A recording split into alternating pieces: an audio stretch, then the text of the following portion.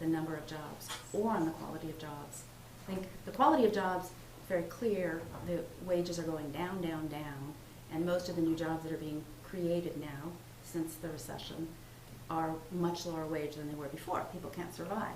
But we're also not doing enough, and this goes back to our conversation about what should the role of government be in creating jobs and also connecting the people who are most desperately in need to those jobs. For example, we have this enormous problem of returning vets from the Afghan and Iraq wars, and the lack of preparedness of those vets, and the fact that there are no jobs open for those vets.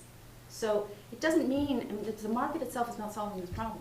We have to have our government solve this problem. So one of the good things about the construction careers policy passed at the MTA that you all editorialized in favor of, one of the lesser known aspects of this is that one of the groups specifically targeted to get into these new construction jobs to rebuild our transportation infrastructure is returning Iraq Afghan vets.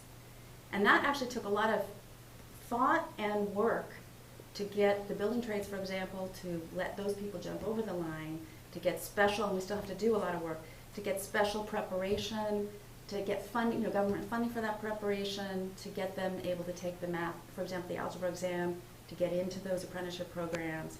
It's going to take a lot more work than just,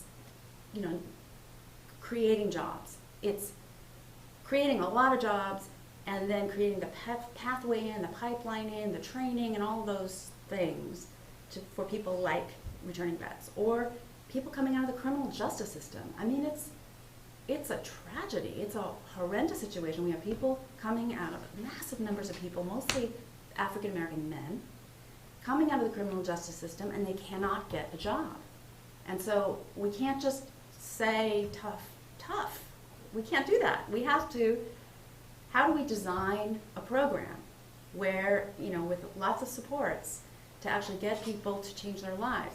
So that's the second piece of this construction careers program, which we think needs to be done by every public agency doing construction and public infrastructure work needs to be focusing on these really hard to place people. And then of course we need to make sure that those jobs are good ones, and that's with healthcare and all of that. So that's the kind of thinking we need to get to. We have not had this conversation in this city or country. So LA maybe is starting. Mm-hmm.